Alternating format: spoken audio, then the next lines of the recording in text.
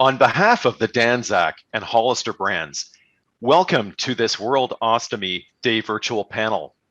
My name is Tarek Alam, and I'm a clinical affairs manager based in Canada.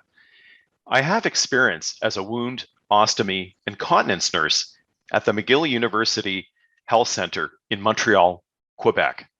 It is my honor to moderate today's panel discussion with our guests.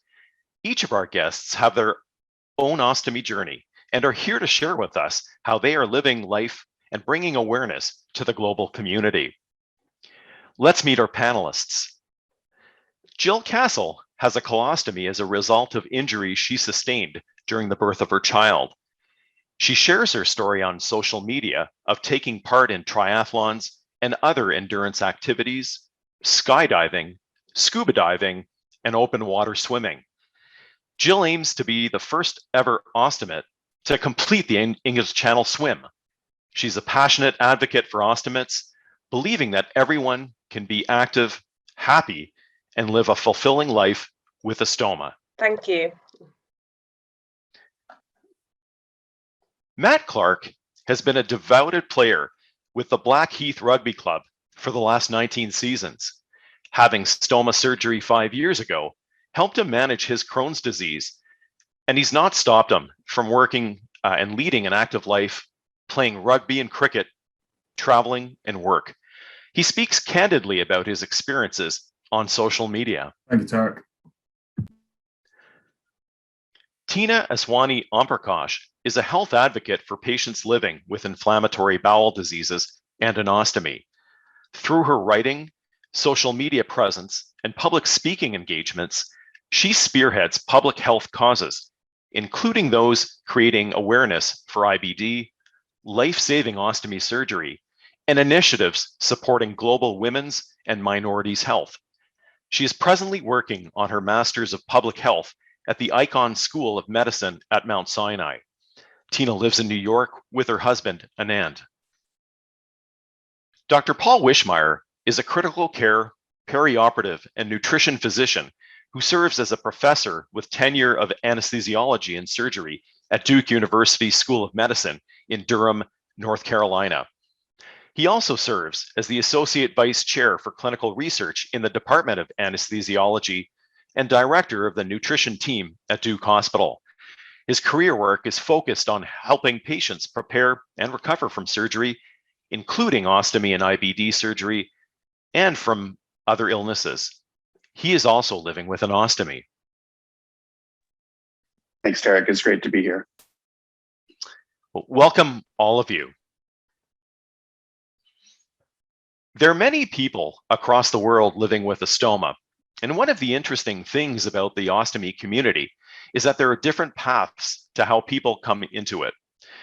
Some of the many reasons people may have this often life-saving surgery include cancer such as colorectal or bladder cancer, inflammatory bowel disease such as Crohn's disease or ulcerative colitis, or for emergent reasons such as trauma. I'd like to ask each of our panelists to briefly share a bit more about their journeys, how they came to have ostomy surgery, and what life has been like on the other side. Matt, let's begin with you. Please tell us about your ostomy journey. No problems, Tarek. So I don't know where my ostomy journey started, actually. I've got two sort of points where it might have started. The first one's when I was very young. A story that goes around my family is that I was in primary school and my parents were at a parents' evening with the teacher who said, "Matt's a very lovely and bright boy, but he has very interesting bowels." And that continued for a very long time. And all that meant was I went to the toilet more than everyone else, and I would pass wind a lot more than anyone else, with some very funny consequences at the time. That continued for a long time, and then I hit my late teens, early 20s, and things really started going downhill. So I was going to the toilet 20 or 30 times a day. There was blood and mucus involved in it. I was throwing up every single morning when I got up. I couldn't eat breakfast because it would just come straight back out of me. And for a long time, I didn't do anything about it. I always blamed it on something that I'd eaten the day before. It must be that I haven't cooked the food properly and things like that. Until eventually, Mum had been going on at me quite a lot, telling me how much weight I had lost and I needed to go and get checked out. But I was at university studying acting at the time, and a friend of mine, I said to him some of the stuff that was happening. I said, when you have a bad bit of food and this happens, and he was like, "No, dude, that's not normal. You need to get yourself checked out." And that was sort of a reality check for me, and did make me go to the GP to find out what was actually going on. My inflammatory markers were really low. They said it was that of someone who had a cold. But anyway, she took a holistic approach about what was going on and sent me for tests at the hospital. Not nice tests, not nice at all, but we got to an end result. They worked out that I have Crohn's disease.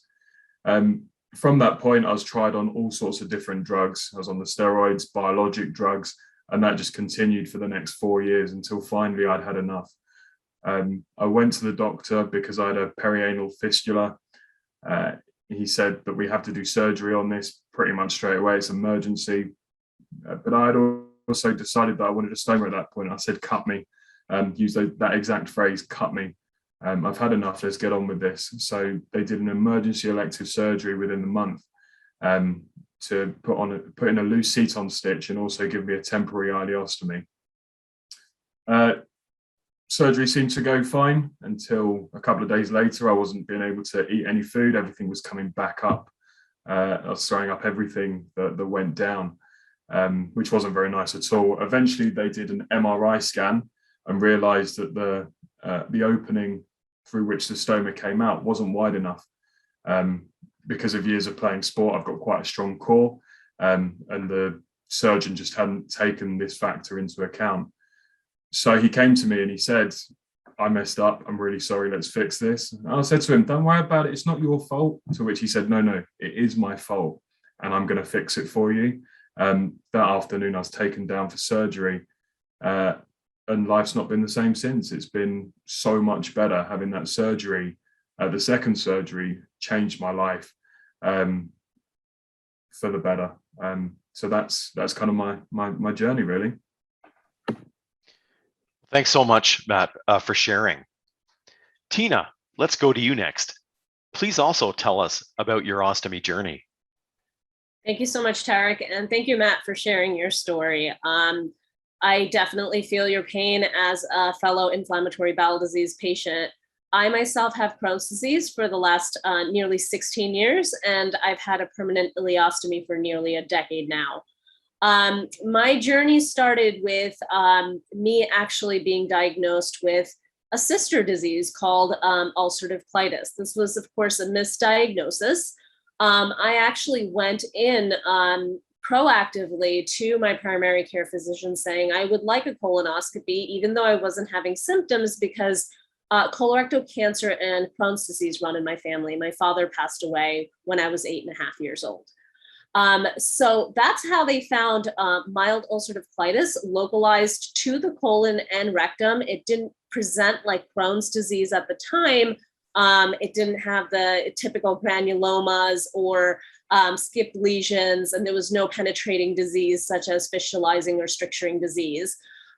So for about 5 years, I was labeled as a UC patient. During that time, I received a temporary ileostomy and went ahead with J-pouch surgery, which is customary for ulcerative colitis patients. I was very sick at the time. I went from 135 pounds down to about 85 pounds in the US metric system. I believe that's down to 37 kgs, and I'm 5 feet 6 inches. So you can imagine how malnourished I was, and I was being fed by tubes. And I had multiple complications with my surgeries, and actually needed 4-stage surgery instead of a 3-stage J-pouch surgery. Before even the takedown, meaning before even my J-pouch was active and my ileostomy was completely reversed, I already had pouchitis, which was inflammation of the J-pouch. That actually turned out to be chronic and refractory and was labeled as Crohn's disease a few years later. What happened is I developed several rectovaginal fistulas over the next 6 years. I was on courses of antibiotics, put on biologics again, and even had my J pouch diverted and had an ileostomy created temporarily again. When nothing worked, I continued to fistulize. I was told that I needed to have the J pouch removed.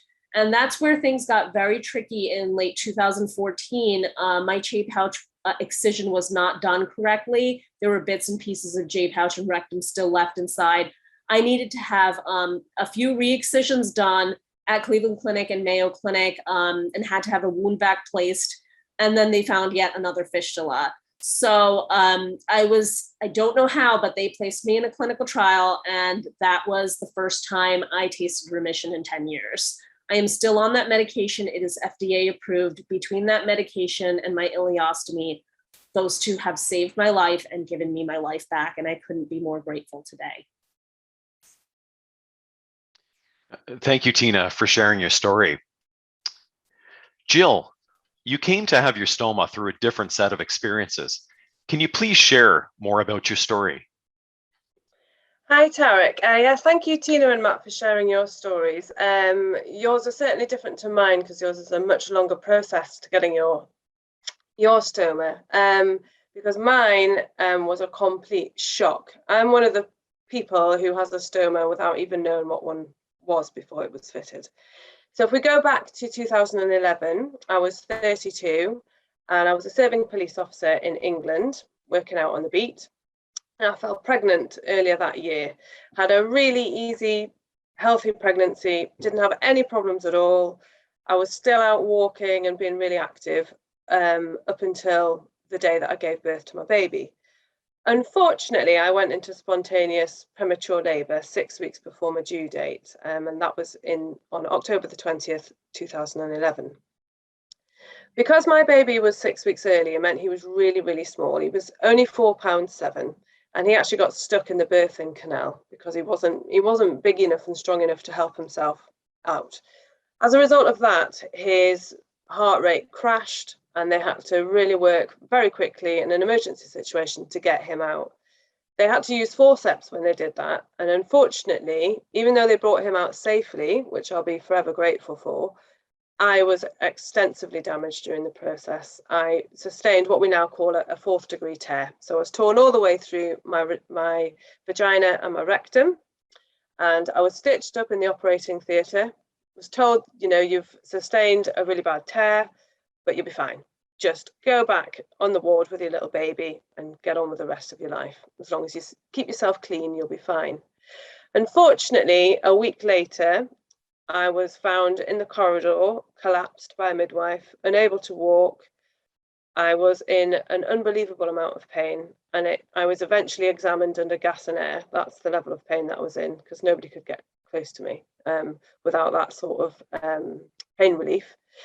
And they discovered that the tear had become really badly infected. I had a massive abscess. I also had a missed rectovaginal fistula. When you've got a hole between the rectum and the vagina, you've got feces actually coming out of your vagina. I was completely incontinent and I was heading right towards sepsis. So they said, right, the only way that we can get you through this is to give you a temporary colostomy. So we can divert the feces away from the wound, give everything a chance to heal. Then in 12 weeks' time, we'll reverse the stoma and you'll get on with the rest of your life. Unfortunately, the damage was too severe. And after 12 weeks, they realized that they couldn't reverse the stoma and it was going to be permanent. Ultimately, that led to me losing my job as a police officer in April 2013. And that was sort of the start of a really, really dark period for me. But ultimately, I have managed to turn my life around completely. And I'm looking forward to sharing some bits of that with you later on. Thanks so much, Jill, for sharing your story. Paul, I understand that your experiences with IBD led you to ostomy surgery, as well as to your profession. Can you tell us more about your journey? Yeah, thanks, Derek.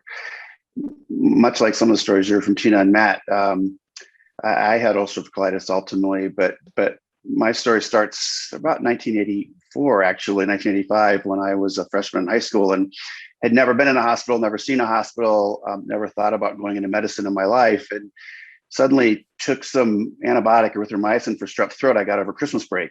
And a few days after that, started going to the bathroom 10, 15, 20 times a day, didn't know why, and blood started to appear. And so, of course, my parents panicked and took me to the doctor where, I underwent the wonderful tests that all of us that have IBD or other GI issues undergo. And I began to realize doctors and hospitals weren't very nice places or very nice people most of the time, at least felt like to me. And they did some really rough things to people.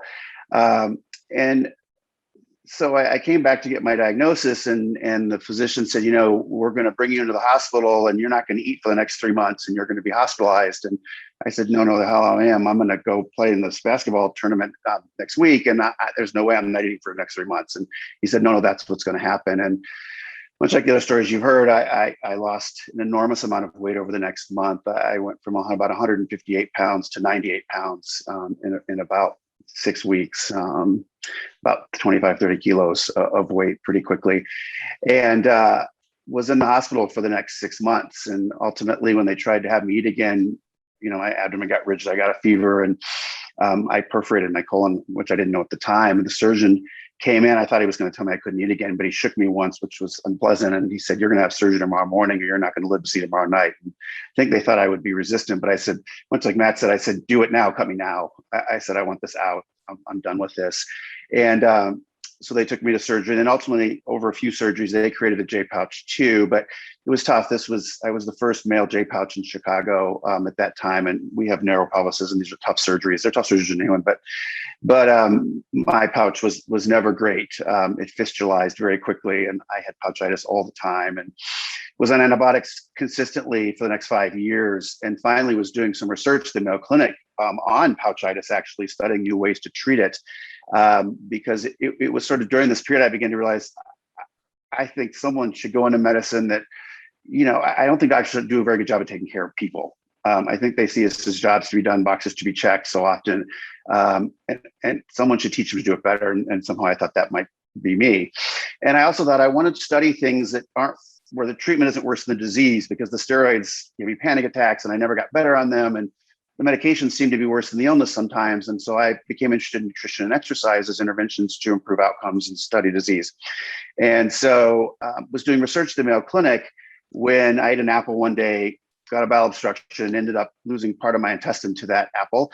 And they looked at my pouch and said, your pouch is done. And so a few months later, I had my pouch diverted and had an ostomy created, but they left my pouch in, much like Tina described, because they said, well, your abdomen's concrete. You won't be able to have kids if we get it out now. But come a year or two later, when I was getting ready for medical school, I said, I can't live like this. I kept getting infected. I kept having drainage and having to take antibiotics. And I said, take this out. And he said, no, if you're going to do this, you're going to sign a consent with a 70% chance you won't be able to have children. You're going to need a sperm bank. You're going to need to do all these things. And so I said, that's fine. I'll do all that. But the other interesting thing was about a year before, the same surgeon was a big runner. And he said, Paul, you're getting a little chubby. And I'd never had anybody tell me that before. And so I said, I'll show him. And I started running every day for my senior year of college. And I had surgery that was supposed to take 8 hours right before medical school. And he said, this is going to be a tough surgery. We'll see if we can get it done. And I came out of the recovery room 4 hours later. And I said, gosh, did you even do the surgery?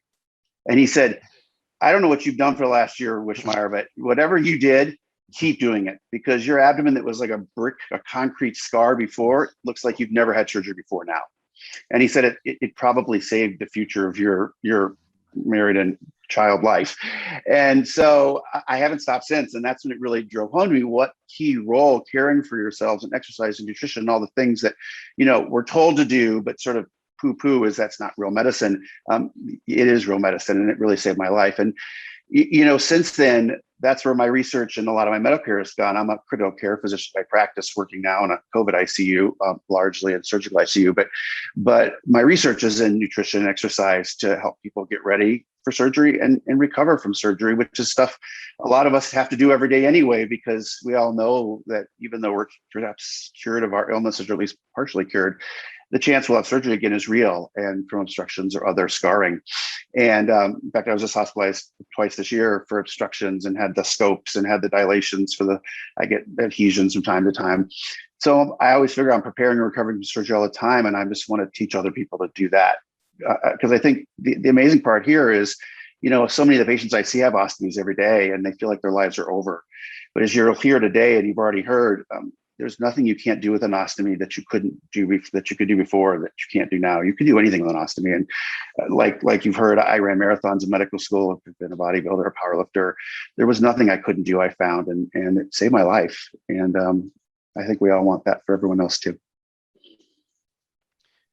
Well, thanks so much, Paul, for sharing your story. I mean, each one of you have brought a truly unique perspective from telling us these stories. Thank you. One of the common fears we have heard from people about life with an ostomy is that they won't be able to participate in the activities they love, whether it's going for a swim, going for a bike ride, jogging, or even doing contact sports. Yet your experiences and others tell us that it's really possible for people to live an active and healthy life with an ostomy, and perhaps even do things they couldn't do before they were ill. Gill, please tell us about your commitment to active living and sports. What adjustments, if any, have you made? Yeah, well, I have been supercharged since I recovered from my stoma surgery. I think that is the only way to describe it. I had a good period of time, like I described earlier, a good 2 to 3 years when I wasn't very well and I was struggling quite a lot. But once I got my head around everything that had happened, I thought, right, that's a period of time when I couldn't do anything. So now I'm going to do everything. And I have literally done everything since. So I started doing triathlons, never done one in my life before. I had my surgery, never thought I could. And I've gone all the way up to doing a half Ironman triathlon. I have cycled 100 miles and more a couple of times. I've done a 105-mile endurance event. I've jumped, or rather I was pushed out of an aeroplane, skydiving. I've got my scuba paddy diving course. I've become quite a proficient open water swimmer, which I was terrified of doing before because I'm a child of the 1980s and I watched Jaws. So therefore, for 30 years, I didn't really go in the sea. But I've conquered that to the extent that, like you mentioned before, I've actually signed up to swim the English Channel in 2023. So yeah, I am very, very committed to having an active life. The adjustments that I make have certainly changed over the years since having my stoma, and that's got a lot to do with confidence.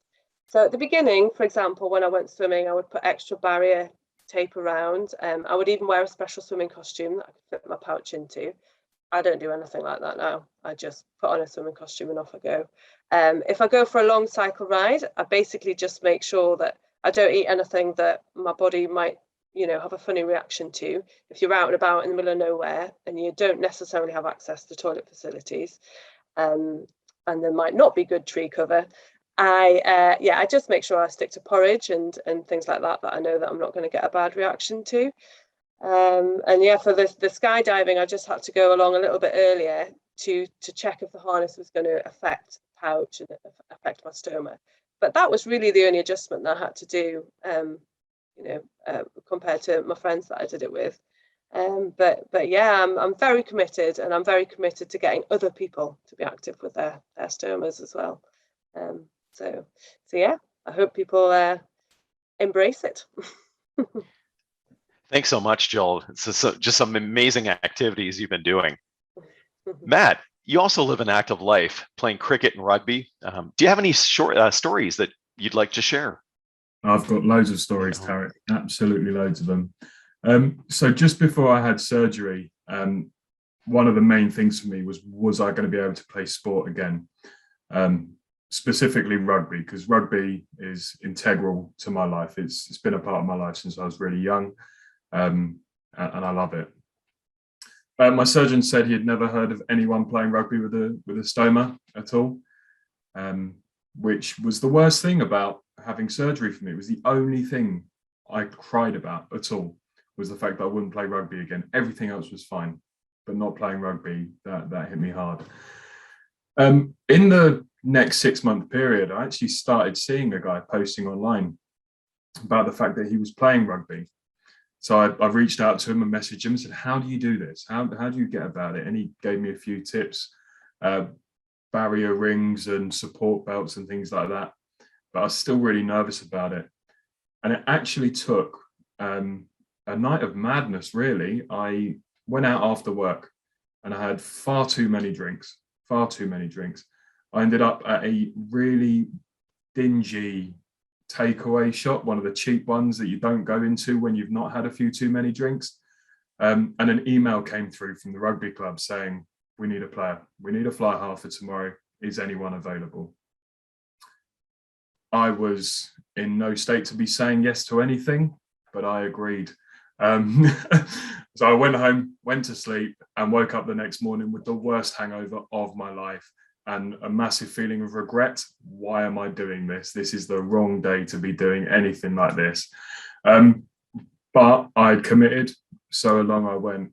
I made a few adjustments. I stuck a support belt on, and off I went out onto the pitch against one of our local rivals, actually. We lost. I had an all right game, scored a try, and that's all that mattered. It was amazing. I was back on the pitch again, and I've not looked back since then. I've played loads of rugby since then.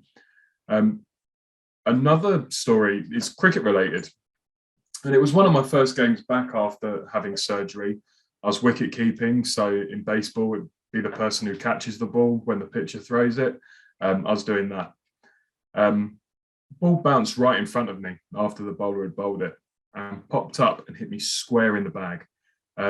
There was fecal matter in the bag at the time, and pop, explosion. Now, I don't know how much you guys know about cricket, but we wear whites. We wear white tops and we wear white trousers. So feces everywhere, all over. I mean, at the time it was not funny, but now it's hilarious looking back on it. It was such a silly thing. Luckily, I was only playing about 5 minutes from home, so I cleaned myself up as best I could, went home, got a spare set of kit, back out onto the pitch about half an hour later, no dramas.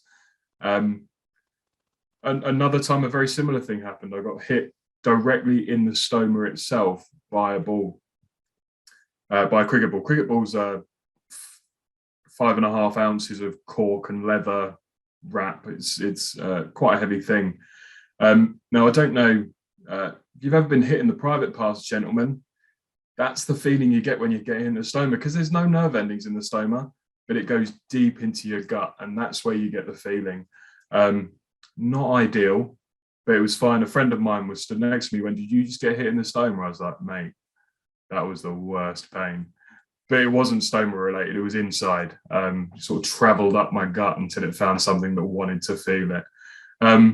So yeah, just a couple of stories. I've got plenty more that I could tell, but I don't want to take up too much of everyone's time. But yeah, no, there you go.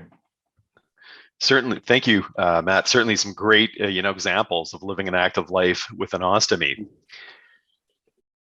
Paul, you've talked about the impact that activity and nutrition has had on helping improve your health, especially in the earlier days. Can you share more with us? Yeah. I think, like I said, it really started for me with that surgery at the Mayo Clinic, where I had a surgeon sort of inspire me, and it's interesting, he's still practicing today, to start running in college. And then, it really, it hit home so much, and how it to some degree saved my life and many of the important things in my life, that it just astounded me, and it became an integral part of my life. Some folks that I've talked to over there just say, do you do it because you're afraid of what will happen if you don't? And I said, well, maybe part of me is. But the reality is, we've learned a lot about what rehabilitation and optimization of patients, even very elderly patients, can do to improve their chances of recovery and function after surgery. And so we do research studies now where we train patients like athletes. We do particular exercise testing like an Olympic athlete, and we target their training, even in 70 and 80-year-olds, to heart rate goals like an Olympic athlete would. We do this very advanced cardiopulmonary exercise testing. We give them heart rate targets that they can either do in a training class before surgery or at home. Even we have Apple iPhones and iWatches, and physical therapists interact with them at home for some of our research, especially in COVID-19.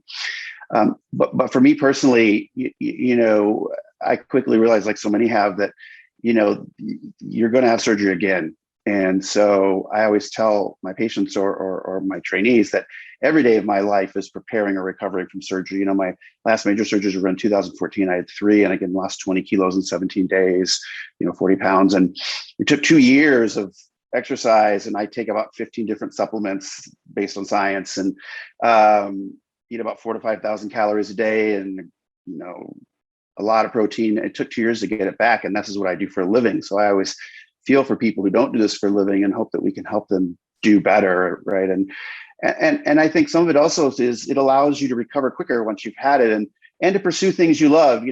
My latest passion has been surfing, and I have to say, of all the things I've done with a stoma, surfing has been one of the most challenging, because when you pop back onto a board in a big, I like to go to Hawaii, and that's where we go a lot, and a big wave hits you and you pop onto a board, you're sliding up the board with your stoma. And so like you've heard from Matt and from all, everyone, Jill too, you get really good at pasting and taping and adjusting, but I wear board shorts and I wear, our wetsuit, and we surf in the winter here in North Carolina. Actually, the water's about 58 degrees. But wetsuits are great because they're really protective, but you can do that, right? But that's the key. If you keep yourself fit, I found, and eat well, when you do end up in the hospital, like I have twice this year, I pop right back out and I'm at work the next day, right? Hospitalizations don't take me out for days and weeks or months. They take me out for hours. I've gone back to work today. I've gotten out of hospitals with valve obstructions when I've needed to, because that's what, doing the right things with your body and taking care of yourself can do. And I really try to convey that to my patients and try to teach them there's things they can do that will make this so much better. You don't have to be a victim of this illness or a victim of having an ostomy. Really, your life is, like you heard, I think Jill said it great. And so Matt, your life really opens up when you're no longer sick. And then it's just a matter of what are you going to do with it? What adventure you're going to choose next? Where so many of us were limited by things we couldn't do before. Thanks so much, Paul, for sharing. It's an amazing example of staying fit and leading a healthy lifestyle to just help you continuously prepare, for that possibility of having another surgery. In addition to the physical aspects of recovery from an ostomy surgery or managing ongoing symptoms of a related condition, mental and emotional aspects play a huge role as well. Tina, you've shared that your health journey has gone much further than you're feeling better physically. What are 3 challenges that you faced after having ostomy surgery? Thank you, Tarek. I think this is such an important question on so many levels. For me, I think the emotional aspect has been huge. Like, even though I might start feeling better physically, with the ostomy or after surgery or after, certain bouts of medications, it takes time for your mental health to catch up. And I think that's something that, is often not emphasized enough. Is, okay, I have this ileostomy now. This is truly the beginning of a new life for me. And I think, for me, culturally, and this sort of goes into the next aspect of, challenges that I faced, I would say, like, for me, what's happened is that a lot of this has been cultural too. So the psychosocial has played into the cultural aspects as well, and into the mental health aspects. All of this intersects quite a bit. For me, it was the beginning of a new life, but culturally speaking, I was told that this would be the end of my life, that this would prevent me from doing the things that I love. This would prevent me from getting married or from having somebody to love me or from being accepted by society. And I think that can't be stated enough here, because there is such a stigma around ostomies around the world. A lot of times we tend to focus on how it affects the Western world because that's who's speaking up. It took a lot for me to come out and start speaking up as a woman of South Asian descent. In South Asia, Southeast Asia, and even the Middle East, you don't talk about these things. This is extremely hidden. It brings shame upon your family to talk about these things.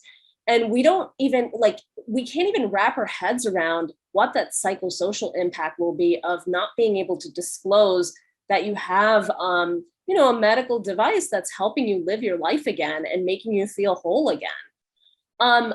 For me, what that looked like is, my ostomy gave me so much life back that, on one hand, I have my family and elders saying, "Oh, Tina, this is going to be the worst decision you make ever." And on the other hand, as I'm recovering from surgery, I'm having completely different emotions about it. So I'm completely split. So that was a huge challenge for me. How was I split? I actually experienced the ostomy to be completely the opposite of what I was being told that it would be. I finally felt free of disease. I finally felt like, I could do the things that I love again, be a part of life again, see my friends and family again, go out to dinners, go to the beach, go swimming, wear a sari again.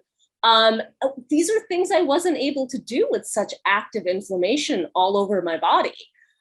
So I really struggled with a lot of that. And I think the struggle became very magnified for me, Tarek, when I was dealing with the reversal to the J pouch. I actually experienced a lot of grief and separation anxiety during that time. This stoma became like my baby. It was something that I took care of over those few months that I had it prior, and it became a part of me.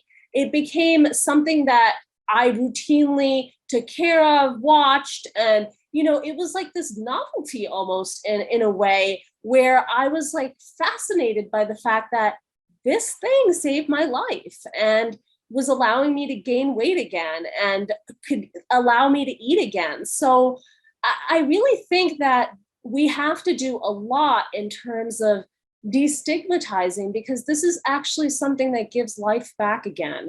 And I think there's so many misconceptions around this that create challenges for us in terms of accepting ourselves for who we are. And whether or not others accept us for who we are accepting ourselves. And I think that took me a long time to realize and come out of as a challenge throughout this journey. Well, thanks, Tina, so much for sharing. I mean, with your social media, you've been able to reach out to people and women in particular across the globe to empower them, with information and knowledge. Yeah, so congratulations on all your work. Gill, you've said it took you a few years to get to a better place in your mental well-being regarding living with a stoma. Looking back now, what is the single most important piece of advice you would give to someone facing ostomy surgery? You are right. It took me longer because I've been perfectly healthy, and then, I've got a stoma. Like, what's that about? It took a long time to get my head around that. But the single piece of advice I would give is to embrace the ostomy community. There are amazing people out there with stomas, or people who just work in the stoma community. So many knowledgeable people who really do understand what you're going through. And I didn't do that at the beginning. I just kept myself to myself, struggled on, didn't know anybody. And once I did embrace that community, it became a heck of a lot easier. Sorry. That no matter what problem or issue you've got, someone can find a solution for you. And it's a really welcoming community. And it's, let's face it, it's the place where you can make a lot of poo jokes and everyone gets them. Like, we're all on the same level. And the stories that Matt was telling earlier, we can really understand that. We can relate to it all. I had a dog jump up at me and pull my bag off. That doesn't happen to people without a stoma. So I would definitely say that. But I would also say that acceptance of your stoma is absolutely vital to, living a happy life with it. It did take me longer because I was really struggling to find what was positive about this situation. what on earth was positive about having a bag of poo on my stomach? I just couldn't find the positives. But I realized that, I'd only had 7 days of being incontinent. And if I didn't have this stoma, I would have been incontinent. I'd be in adult nappies probably, and I wouldn't be able to leave the house, and I wouldn't be able to do anything. So it was the realization that actually my stoma had prevented me from having that life. And, I'd had a little brief glimpse of how horrendous that was going to be. So that was a turning point, really, when I was able to start being grateful for my stoma and being grateful for the opportunities that it had given me.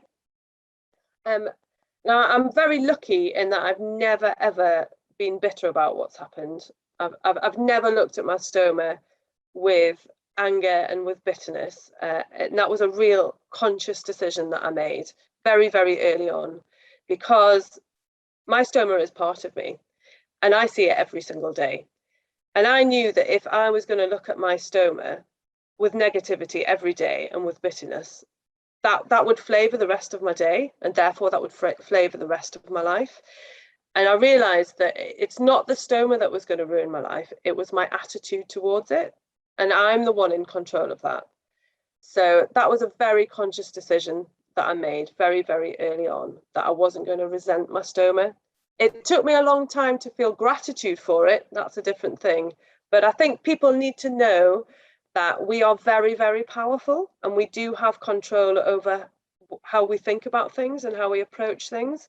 And our attitude towards things really, really can, lay the foundations for what the rest of your life's going to be like. So that's something I really want people to take from this, that you are powerful and you do have more control than you think. And just embrace us as ostomy community, because we're great and we'll help you out.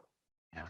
Well, thanks so much, Jill. And I mean, I love the way you show acceptance of your stoma through all of the pictures, of your activities on your social media.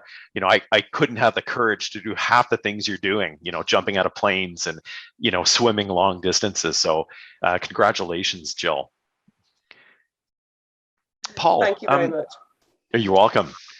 Paul, you've spoken about the importance of treating the whole person. How can healthcare professionals treat the whole person and not just the disease? Can you share more about that? Add any elements of your own experience that have impacted how you approach your practice today?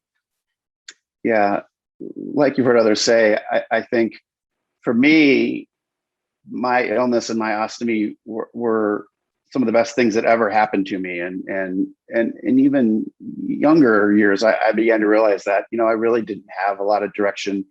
I was good in school, like science, but I never imagined pursuing a career in medicine. Like I said, I think my dream was to be an Olympic soccer goalie, and I'm not sure that would have paid the bills. So, it really gave me a lot of direction and a lot of passion for something, and allowed me to focus on it. And like I said, a big part of that was I still, to this day, and early on in my illness, that, physicians and other caregivers, I think, aren't always keeping the care in healthcare. It's a hashtag I use a lot, and a feeling I've had for a long time. And, I often feel that, especially when I watch my residents, my registrars, my trainees, and young physicians especially, they see patients as jobs to be done, boxes to be checked, something to get done. And, it's been striking, whenever I have surgery again, and I had a couple of big surgeries in 2014, I had a bowel obstruction and spent 8 hours. And it's interesting to be sick now as a physician who, when I have surgery, the people taking care of me, I know all of them. And I'm having my own hospital, and my own nurses are caring for me usually. And it's really interesting. And the last time I had surgery, I had a couple of interesting experiences. One in particular. So now, of course, when we do pain control, we put epidurals in, and I had an epidural after my operation. And one day I was, in a hospital bathroom, you know how small they are, naked, bleeding, pooping, in tears, frustrated with my ostomy, frustrated with how much pain I still had from the surgery. This is about a week after surgery. And the pain team comes by. There's always a team of usually anesthesia folks that come by, and they check the epidural every day. They want to make sure the site looks okay. It takes about 3 minutes to do. And of course, I'm in the anesthesia department. I know all these people. I've known some of them for 15 years. And the nurse director, 3 medical students, 2 residents, and about 3 or 4 other people. So there's about 8 or 9 people come into my room and say, "Oh, can we check your epidural?" And I'm stark naked, bleeding, stooling, a mess. And I said, could you come back later? And they said, no, this won't but take a second. They piled 9 people into my bathroom. And I know all these people. And I'm naked, never felt more vulnerable in my life. Just so they can do a 1-minute press on my back and say, oh, that looks okay. We can just do it now. And I couldn't even respond to push them away or even speak back. I was so awestruck and devastated that the tears just started to pour down my face. Thankfully, my wife, who's also a hospital physician assistant and strong-willed individual, walked in while this was happening, and she lost it on them and threw them all out of the room and said, I don't ever want to see any of you ever in this room again. And you should be ashamed of yourselves. And we looked at each other afterwards and we said, gosh, every one of these people knows me. I'm a senior physician here. If this is how they treat the people they know, how do they treat the people they don't know? And my God, how bad can it really be? And how bad is it really? And this is just one of many stories. And I think one of the other things I've really watched that I see affect even my own practice, I have to say, really my illness affects how I practice is, we have an opioid epidemic without doubt in the world and in the US in particular. And that is a tragedy in the outpatient setting. But what's happened is it's spilled over into the inpatient setting. And when someone has a major surgery, say an IBD patient who's maybe been on opiates their whole life, and has a really painful surgery, as all of you described how painful it is, we give about half the dose of the little button pain meds that we used to give. And we think somehow that one size fits all and that these small doses are going to be okay. And I watch so many patients suffer tremendous pain because of this backlash against pain control that creates suffering, immense suffering I see in patients that we're not taking into account their history, their needs, or the operation they've had. It's just, we have this route way that we should just not give anyone anything and that they should just tough it out.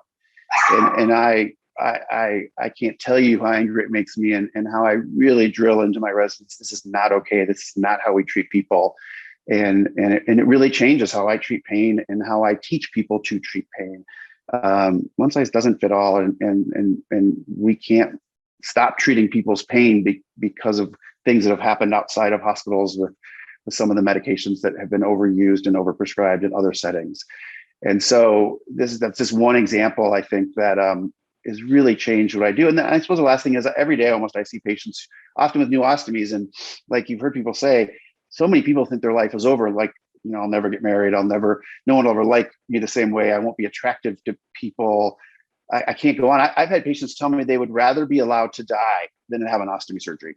Just stop caring for me and allow me to die. I can't fathom that bag at my side. And it just floors me. And I've spent hours sometimes talking through, look, this is not the case.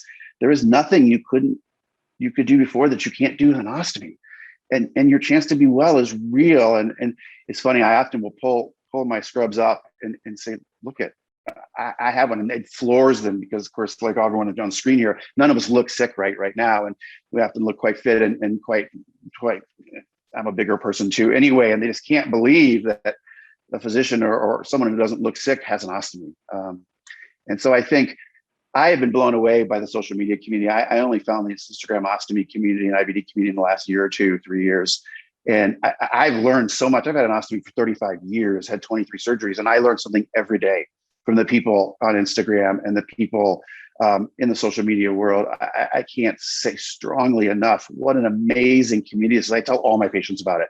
I say, if you're not on Instagram, you got to get on Instagram. And if I see this, or if you're not on Twitter, if you're not on these opportunities to learn so much and see how inspiring these people are, this is a huge opportunity. And so I think, but for more than anything, I think all of us as patients really need to speak out and really need to try to tell our physicians that there are lines that they shouldn't cross and that we're human beings too. And I always say to my colleagues and to my trainees, I want you to treat every patient like that's you laying there or your mom laying there or your child laying there.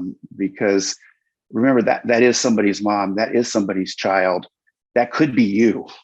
Because I can tell you sometime in the next few months, it'll be me. And I'm going to notice how you treat me. And I hope you notice how you treat everybody, because we're not jobs to be done. There's people underneath those drapes when you're sticking that needle in their neck, and there's people underneath those drapes when you're sticking that drain in their pelvis, and it hurts. And I sedate differently because of it. I'm heavy handed with my sedation. I'm an anesthesiologist, wonderfully trained to be able to do that safely, but I try to teach my trainees to do the same. I always tell them until you've laid in the bed. I don't want to hear your critical thought about how this person is drug seeking or how this person is just complaining too much. See how it feels if it was you, and then maybe you'd understand better. I think, Paul, you bring such a unique perspective, being a physician and also a person with a chronic health condition. And I think it's a stark reminder for healthcare professionals, to take a more respectful approach and truly consider treating the whole person and not just the disease or the problem. Yeah, so thank you, Paul. From what we've discussed today and what we continue to see, building a support network and making connections with others can be extremely helpful to recovering from an ostomy surgery and living life with a stoma. One of the most common ways we can do that is through social media, which of course has enabled us to connect with others around the world. It has its challenges as well, especially in a diverse world where people come from different cultures or may have different points of view. Tina, what has been the most helpful or rewarding parts of connecting with others through social media? What are the challenges? Thank you so much, Tarek. I think this is such an important question, and we don't hear much about this, honestly. I think this is a very taboo thing to have, an ostomy. In many countries around the world, the stories that I've heard are you don't get a job, you don't get married, you're not socially acceptable. It's hard for you to even step out without people whispering and talking about you. And that's kind of been my reality too. I've been told, even though that I live in the US, as I was mentioning earlier, I was told by my own family, you see that boyfriend of yours? He's never going to marry you with an ostomy. He did eventually, but with a lot of pushback. In a lot of cultures, especially where arranged marriage is dominant, it's about fitness to perform. It's about, a person being healthy. And yes, that might be an ableist view in our culture, but this is what's considered customary in some other cultures, is that you have to be healthy to be married. And it was one of those things that was very jarring for me as a South Asian American woman, having one foot in both cultures, that how is it possible that I wouldn't be having an arranged marriage, but that I wouldn't be accepted for having an ostomy, for having this inflammatory bowel disease? That was very, very difficult. I was even told at times, oh no, you should not sit in prayer at temples because even women with periods are not supposed to, and this is foul and it's disgusting. I was told that, women on their periods don't enter the kitchen. With a permanent ileostomy, how could this be reality? Not to go to a temple, not to enter the kitchen and cook your own food. It's one of those things where there is a lot of stigma creating fear, when in actuality, an ostomy is very liberating and can actually give you those elements of your life back. Whether that's cooking and cleaning, whether that's being a good partner, it makes you healthier. In my experience, that's what happened. So this was a huge cultural clash for me to try to understand why I was being told certain things out of fear and stigma, when in actuality, my experience was very different. Now, with regards to sharing stories about this, I run a Facebook community for South Asians living with IBD, and we have a lot of Middle Eastern people too, and people of Far East Asian descent as well. And I think where this is getting where this gets very tricky is, we're not used to speaking about illness publicly, but in a private forum, we feel more open to do so. We can post anonymously, we can reach out to people who have ostomies and see how it's changed their life. Now, I hear many sort of comments, even from the IBD community and colorectal cancer community, who reach out to me saying, no, I don't want an ostomy. That's like the absolute last resort. And I think where I've been able to change things, and the team that I work with online that helps me run the Facebook community, is that let's change the perception around this. Let's reframe this. And we've actually helped empower others to start speaking up and sharing their stories out of the Middle East and out of Asia in general.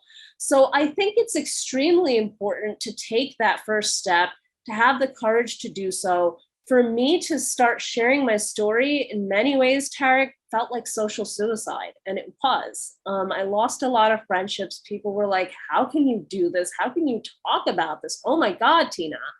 But in actuality, I've gained a whole new circle of friends and followers. And I think, to me, that's what's important, is being able to showcase to the world, hey, you don't have to be ashamed of your ostomy. You can still live a full life with an ostomy. Well, Tina, congratulations, on all of the work that you've done addressing the stigmatism in solvent cultures, for people living with a stoma through the amazing things you've been able to do on social media. Matt, I'll pose the same question to you. What have been the most helpful or rewarding parts of connecting with others through social media, and what are the challenges that you've seen? Yeah, so to start with, I very much took a voyeuristic view of the social media community for a long time. I sat there watching it. I was sort of looking in and seeing what was going on, very occasionally posting something if I felt the inclination to. About a year and a half ago, COVID happened. We went into lockdown. Someone online commented that there's not many men who do this sort of thing online. So I thought, you know what, this is the perfect time. It's a perfect time to set about doing it. And I did. And I've made some amazing connections, some really lovely people out there. And the interactions you have are different with every single person. Some people just click a like button. Some people will inbox you privately, asking for advice, which I never, ever, ever give. I think as someone who's not a medical professional, the worst thing in the world I could do is say, this is what I did, so that's what you should do. I just tell my story, and that's the way I'm going to continue doing it. But as I say, I've met some wonderful people, and moving to the Northeast a few months ago, I actually had the chance to meet some real life ostomates for the first time that I know of. Because obviously you never know if someone's got an ostomy, but an arranged meet up with people that I met online, really lovely people. And we just went for a walk in a country park with the dogs, and it was absolutely fantastic. And we talked about all sorts of stuff, which included obviously ostomies, because it was really exciting for all of us. But yeah, and I think it is there. Obviously, you've got to be safe online, and you don't want to just meet randoms who you don't know who they are or whatever. But it was a real experience, and being in the online community properly for about a year and a half, it's taught me a few things, and it can be really difficult on there as well. And I think the main thing for me has always been complete honesty and openness. And I've been like that in person with people. I don't shy away from things. If someone asks me a question, I generally tell them if it's the right setting to do it. And I think online, you've got to be true to yourself. You've got to tell your story, and you've got to tell it in your way, and not feel under any obligation to say or do anything that you don't want to do online. And if you're not feeling up for it, let's be honest, chronic conditions, they take it out of you, right? Even if you're in remission, your fatigue levels are going to be higher than your average person. If you're not feeling it, don't do it, because it's just another added pressure on you, thinking that you've got to post a certain amount of times every week and things like that. And yeah, if you're starting up an online business, that's what you've got to do. But actually, I'm just there to tell my story, and hopefully, I don't even want to use the word inspire, because that's not what I'm there to do. I'm just there so that people can see my story and maybe go, hey, that's kind of cool. I can do what I want as well. And that's interesting as well, because people have used the word inspirational and stuff like that. But I'm not. I'm just me, and I'm just doing me things. I've played rugby for 20 odd years. Like it's just a me thing. And I have a stoma, and I'm going to carry on playing rugby. I've been playing cricket for 20 years. Exactly the same situation. I thought it was going to stop me, realized it wasn't. And now I just crack on. You work out your ways of doing things. And yeah, if you're going to be online, be you, be true to yourself, say what you want to say, because your views aren't always going to be the same as other people's. I know I've stuck posts online within the last few months that haven't been received well by some, but have been received amazingly well by other people. And just because we all have a stoma doesn't mean we've got the same outlook on it or the same thought process on it. So just be you, people, be you. Well, Matt, you've got a great point, that some things work for some people, but they won't necessarily work for others. But I think through your storytelling, you're able to support so many people with an ostomy. Yeah, thank you, Matt. At this time, I'd like to take us through a few questions that have just come in. These are open to any of you. So the first question that I received is, what is the biggest misconception that you've had about ostomy surgery?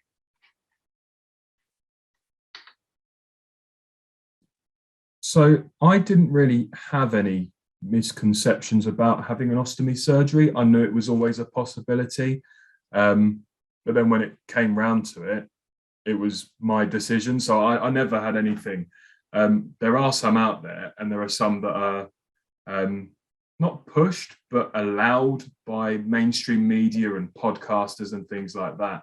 The only people who have stomas are old people. Well, that's a lie, isn't it? If you have a stoma, you smell. Nope, not at all. In fact, probably we smell less because you can't smell when we pass wind. And that's where I'm going with it, to be honest with you. There are misconceptions out there, but I've never had them myself. And hopefully by doing this sort of thing, we can stop other people having them as well. Yeah, thank you, Matt. I think for me, like Matt said, when I had the surgery, I couldn't wait to have it. But I think despite that, as I got older and spent a fair bit of my adult life, at least single parts of it single, I think I always thought someone's gonna be freaked out by this. This is gonna throw somebody off the first time they see it. And I always try to be pretty honest with it, but sometimes suddenly you're in with someone and you haven't really talked about it. And I was blown away by how little people are bothered by them. I think we as ostomies are bothered by them or think we are going to be bothered by them much more than most people are. I can think of one or maybe two people who really were shocked by it the first time they saw it.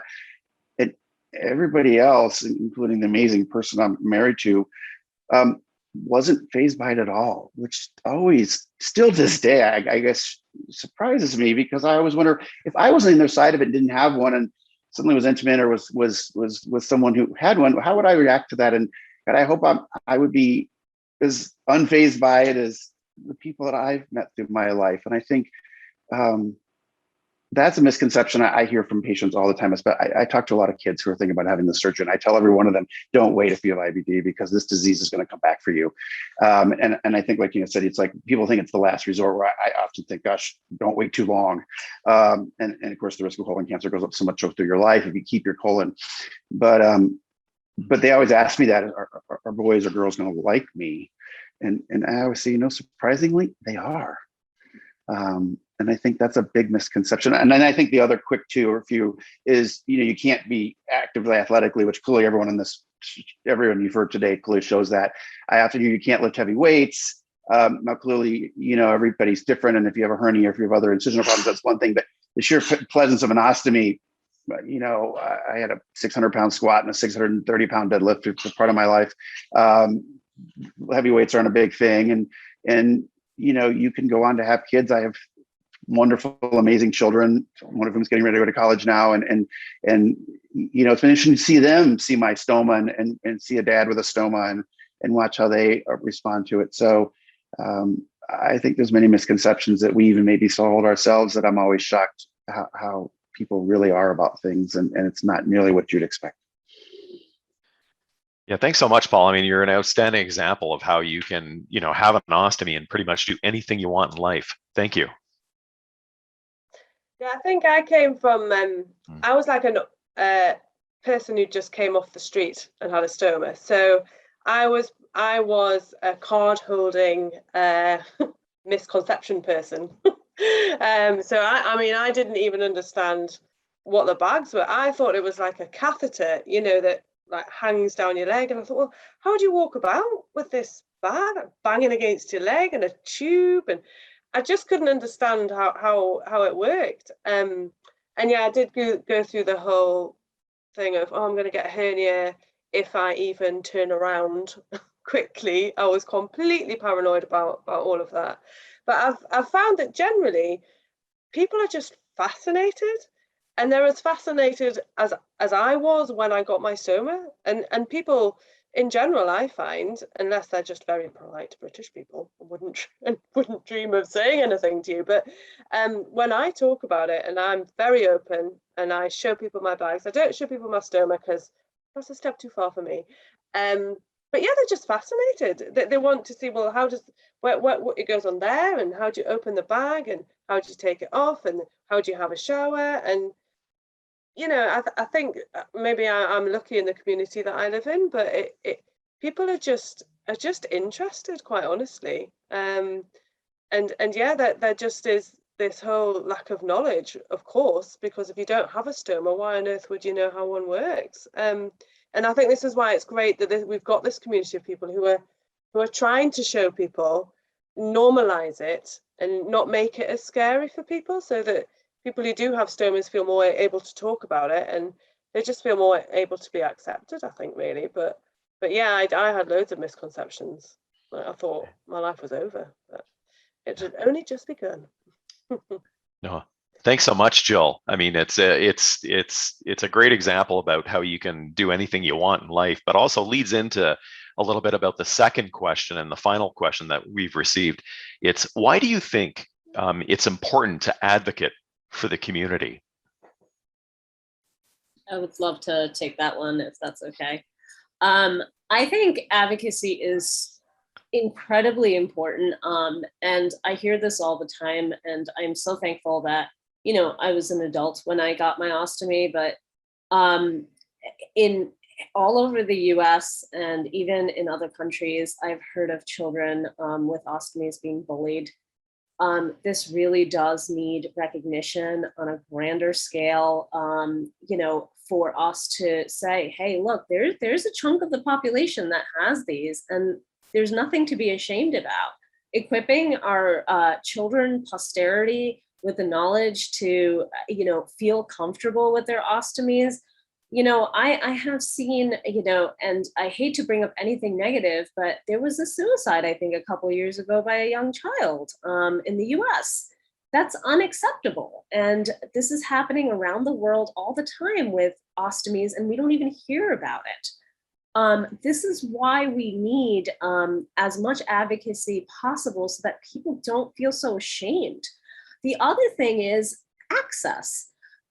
So one of the things in the US is a lot of our insurance companies will cover ostomy supplies in, you know, up to a certain limit, or, you know, what have you, depending on the plan. But in you know, countries like Malaysia or India or Pakistan, people can't afford their ostomy supplies. And during the COVID pandemic, they're not even sure if they're going to get enough ostomy supplies. Their skin is getting destroyed. I've heard of stories from husbands whose wives have left them in a bathroom covered in newspapers because they don't have ostomy supplies.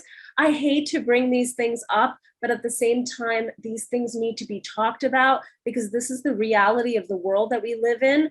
We need to accept one another for who we are. We need to create that access for people who don't have access to the supplies that we might have. And that's why I do this work.